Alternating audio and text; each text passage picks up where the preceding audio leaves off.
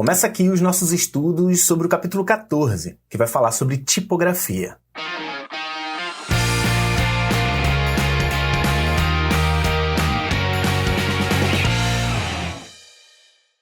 Olá, tudo bem com você? Seja bem-vindo, seja bem-vinda a mais uma aula aqui de HTML e CSS. Cara, olha quantas vezes eu já falei essa frase. Olha a quantidade de vídeos que a gente tem, olha a quantidade de conteúdo que a gente está disponibilizando para você. Muito obrigado por apoiar o projeto aí do curso em vídeo e continuamos nessa. Chegamos agora a um capítulo que vai complementar o capítulo anterior. Lembra que eu falei no capítulo anterior que cores são muito importantes, que cores têm sensações, né? Levam a sensações, que você precisa se preocupar muito com cor? Outra coisa que você precisa se preocupar bastante também é com as fontes, é com as letras que você vai escolher para o seu projeto. E se você está achando que não tem nenhuma importância ou que você nem sabia que existia essa importância, assiste todos os vídeos desse capítulo do início ao fim. Nesse primeiro vídeo, a gente vai mostrar como surgiu a tipografia, te explicar o que é tipografia, né? Qual a necessidade dessa arte, dessa ciência, enfim. E eu vou te mostrar a importância dos tipos dentro do nosso site. Então vamos começar com algum conhecimento teórico e se nesse momento você está assim, mas eu não gosto de conhecimento teórico. Cara, a base teórica ela é importante para você dar continuidade e chegar na parte prática. Pega o seu caderno, anota tudo que você achar interessante dessa aula, inclusive da próxima também, porque esse conteúdo teórico eu tive que dividir em duas partes, mas fica atento, fica atenta e anota o máximo possível. Vamos nessa? Interrompemos a sua aula para mais um recadinho aqui da Recode, que é quem está trazendo aqui para o nosso curso em vídeo uma série de cursos que vão te preparar para o mercado de trabalho. E hoje eu vim falar aqui de um curso muito especial, que é o curso de criação de aplicações para dispositivos móveis utilizando o App Inventor. O App Inventor, para quem não sabe, foi uma aplicação criada pelo próprio Google e que hoje é mantido pelo Instituto de Tecnologia de Massachusetts, o MIT. E nesse curso que a Recode está oferecendo completamente gratuitamente para todos os nossos alunos do curso em vídeo, você vai aprender os primeiros passos da programação de uma maneira bem prática e objetiva, e utilizando o App Inventor, você vai ser capaz de criar o seu primeiro aplicativo para celular. Então não perca tempo, aponte a câmera do seu celular, o aplicativo de câmera, para esse código QR que está aparecendo aqui embaixo, e você vai ser desviado para a nossa página especial, onde a Recode vai disponibilizar todas as instruções para você poder fazer esse e muitos outros cursos que estão disponíveis na plataforma. Obrigado pelo patrocínio Recode e a gente volta para a nossa aula. Então, como sempre, eu preparei alguns slides caprichados aqui para você e a gente vai fazer o estudo básico sobre tipografia e, como eu disse anteriormente, eu vou dividir em duas partes. A parte 1, da teoria, né, na verdade, está nesse vídeo daqui. E aí eu vou te chamar para um raciocínio, né? Pensa aqui comigo. O que significa o termo tipografia? O termo tipografia, ele surgiu lá no século XV, quando surgiu a imprensa. Na verdade, não sei se você já parou para pensar, não sei se você já parou para raciocinar. Hoje, a gente tem livros e livros e livros. Na verdade, a gente já está até partindo mais para o digital. Eu, particularmente, leio muito mais livro digital do que livro físico, mas eu tenho bastante livro físico também. Só que você para pensar o seguinte, e antes de existirem essas máquinas todas que geram livros, né? Antes de surgir as gráficas, as grandes impressoras, como os livros eram feitos? Você já parou para imaginar? Os livros existiam, mas como eles eram feitos se não existia uma máquina? Então, o ponto de virada é o século XV. E nessa época, chamada de Idade Média, lá na Europa, quem produzia, né, parte de quem produzia os livros eram o que a gente chama de monges copistas. Monge copista é isso que está aparecendo aí. É um monge mesmo, um clérigo, e a função dele, ele se especializava em copiar livros. Então ele tinha um livro original, você vê ali do lado dele tem um livro original, e ele está literalmente copiando um livro. Cara, você imagina um livro de, sei lá, 1.000, 2.000 páginas? Quanto tempo um monge copista levava para copiar essas páginas? Monge copista, só como curiosidade, os copistas também eram conhecidos como amanuenses. Amanuenses significa feito à mão, né? Amanuense é alguma coisa feita à mão. Então, o copista, amanuense, é o cara que copiava tudo à mão, que era a única opção da época. Então, os livros, quando você comprava um livro, a cópia podia levar meses para ser concluída. Então, você comprava um livro, 2, 3, 4 meses depois é que você recebia esse livro. Ou o monge copista já produzia um antes de vender, o que eu acho muito improdutivo e também não é possível, né? Eu não acredito que eles geravam livros para vender depois. Eram por pedidos, né? Os nobres solicitavam os livros, que era quem tinha dinheiro para pagar, e o monge copista ia lá, gerando uma cópia. E não era uma cópia cópia com letra feia, né? Os monges copistas, eles eram especializados em copiar com uma letra bonitinha, desenhadinha, para facilitar a leitura. E foi em 1450 que esse cara aí, deixa eu rasgar meu alemão, ele era alemão, é um inventor alemão, o nome dele, pronunciado em alemão, seria algo parecido com Johannes Gutenberg. A gente chama ele de Gutenberg, né? Aqui no Brasil, né? Já abrasileirou a parada. Então, a partir de agora, eu não vou falar Gutenberg, eu vou falar Gutenberg. Então, o Gutenberg, esse cara, tá aparecendo aí, barbinha dividida na metade, caprichada aí, super no estilo, ele foi o cara que inventou essa máquina aí, que a gente chama de prensa mecânica de tipos móveis. Prensa mecânica de tipos móveis. Prensa, a gente pensa em prensar.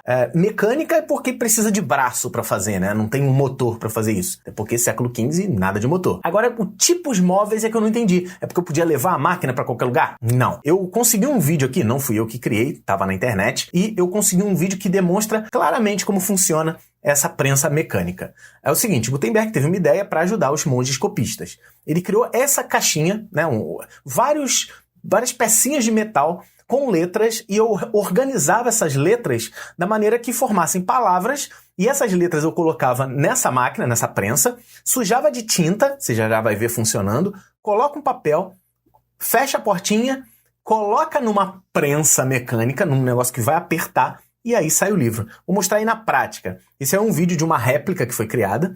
Ó, você vê as letrinhas ali embaixo, ó. Ele está sujando de tinta, ele vai botar a tinta em cima dessas letras, que a gente chama de tipos. Tá? Então, ó lá. Por isso que é tipos móveis, eu movimento as letrinhas. Ele está colocando na prensa, vai apertar. Olha a força que o cara tem que fazer. Tudo bem que é um senhorzinho, mas teve que fazer bastante força aí para poder prender. Deixa alguns segundos, depois ele abre, tira, abre a tampa e olha o que está lá dentro. O papel com as palavras. Ó. Isso gerou 2 páginas, na verdade, ali, né? Então você tinha 2 páginas copiadas, tipo um carimbão. Olha lá na direita, aparecendo os tipos ali móveis, os papéis secando em cima, porque é tinta, né? Tem que secar. E aí depois eles encadernavam, botavam a coisa mais bonitinha e botava para vender. Cara, olha o ganho de velocidade disso. É claro que levava mó tempão para você colocar as letras no lugar, mas pensa comigo, você leva um tempão botando as letras no lugar. Depois, é só sujar de tinta, prensa, tira, prensa outra. Você não vai fazer a segunda página logo. Você tira, sei lá, 50, 100 cópias daquela página, depois você parte para outra página. É demorado? Sim, hoje em dia você manda imprimir e sai numa velocidade absurda. Mas lembra, a gente tá falando de século XV, cara. Então isso daí foi uma grande invenção, tanto que o Gutenberg é conhecido como o pai da imprensa. Na verdade, deixa eu te dar um spoiler aqui, na história da humanidade, relatos depois, muitos anos depois, confirmam que quem inventou a prensa mecânica não foi o Gutenberg, não foi um alemão, e sim chineses muitos anos antes. Mas isso só foi descoberto depois. Gutenberg já era considerado o pai da imprensa, certo? Então se por acaso você fala assim, não, o Gutenberg que fez a primeira prensa mecânica. Não foi bem ele. Ele hoje é considerado, né, o pai da imprensa, mas os chineses já tinham inventado isso antes. Mas eu vou dizer que ele copiou a ideia dos chineses, provavelmente porque na época não tinha um trâmite de informações como a gente tem hoje, com internet, tudo globalizado. Era uma outra coisa, uma invenção, bateu em 2 cabeças, né, em épocas diferentes, ficou mais conhecido, quem ficou mais conhecido, que foi o Gutenberg, que hoje é o pai da imprensa. E aí, tá gostando do curso? Tá achando legal a ideia desse curso? Ele tá dando um trabalhão pra gente desenvolver e eu vim aqui te pedir um imenso favor para divulgar esse curso. E eu criei um jeito bem legal de também, talvez, divulgar o seu trabalho. Isso porque no repositório, que eu vou falar várias vezes no curso, além do nosso material de apoio, todos os exercícios, também vai ter uma pasta chamada Ajude na Divulgação. Se você quiser, pode entrar lá, baixar essa pasta inteira e aí você vai encontrar várias imagens em vários formatos para ajudar na divulgação. Eu particularmente vou fazer uma versão, mas você que é artista, você que sabe desenhar, que sabe ilustrar, ou que manja muito de Photoshop, Illustrator, pode criar uma arte baseada nos tamanhos, né? A gente vai ter o tamanho deitado, o tamanho em pé e o tamanho quadradinho. Você pode criar essas artes e mandar pra gente para esse e-mail aqui, ó, que é arte@cursoemvideo.com. Não tem .br no final. E as artes selecionadas vão ser divulgadas no meu Instagram pessoal e no Instagram do Curso em Vídeo, que estão aparecendo aqui embaixo. Então, se você é artista, pode ajudar a gente criando artes, pode produzir o seu conteúdo e a gente ajuda a divulgar. E se você não é bom com artes, não tem problema. É só acessar a pasta Ajude na Divulgação no nosso repositório, escolher uma ou mais imagens e divulgar nas suas redes sociais, grupos e tudo mais. Valeu mesmo, já agradeço antecipadamente pela sua divulgação, o que vai tornar com certeza esse curso muito grande e vai ajudar muitas pessoas. E aí vem o seguinte, beleza, ótima invenção do Gutenberg, as coisas ficavam claras, fáceis de ler, eu tinha lá o desenhozinho da letra. Uma outra curiosidade, aqueles tipozinhos móveis, aqueles quadradinhos com as letras, eles podiam ser de metal, mas tiveram versões de madeira e de argila. Então, a sua cara de argila provavelmente durava bem menos. E tinha de rolha, cortiça também. Mas as que ficaram mais conhecidas foram as de metais, porque não tinha distorção na hora que fazia a prensa mesmo. Então, daí surgiu a necessidade de criar letras que fossem mais fáceis de ler. Então, assim, as letras, elas, provavelmente as primeiras letras lá da prensa de Gutenberg eram boas, mas não eram tão boas assim. E aí a galera começou a estudar formas de desenhar letras melhores que fossem mais cômodas, mais fáceis de serem lidas e com aproveitamento de espaço também. Surge, então, a nossa arte, os nossos estudos de tipografia. Basicamente, a tipografia surgiu nesse momento, em que eles estavam querendo melhorar a visualização, a visibilidade, a legibilidade das letras. E o termo tipografia vem de duas palavras gregas. Vem de typos. Typos significa impressão. Justamente impressão. Colocar coisas no papel. Não estou falando de impressoras, né? A impressora, ela coloca a coisa no papel. Mas impressão é o ato de colocar algo no papel. E grafia vem de grafia, um termo também grego, que quer dizer escrita. Então, basicamente, tipografia é o estudo de como eu vou escrever coisas no papel. Fechou? Claro que a tipografia evoluiu e hoje não é só no papel, principalmente escrever em telas. Hoje a gente lê muito mais em telas do que em papéis. E isso é uma tendência daqui pra frente. Tipografia também atende essa galera. Então, como eu disse, basicamente, tipografia é o estudo dos tipos. É o estudo de como desenhar essas letrinhas que estão aparecendo aí. E a forma de escrever, ela transmite também emoções. Assim como eu falei lá no capítulo de cores, né, que a cor também pode transmitir uma emoção pelo simples fato do seu cérebro perceber aquela imagem, aquela cor e falar, eu tô me sentindo dessa maneira. Tipos também são assim. Eles são uma ótima conjunção com as cores. Na verdade, você profissionalmente vai em design,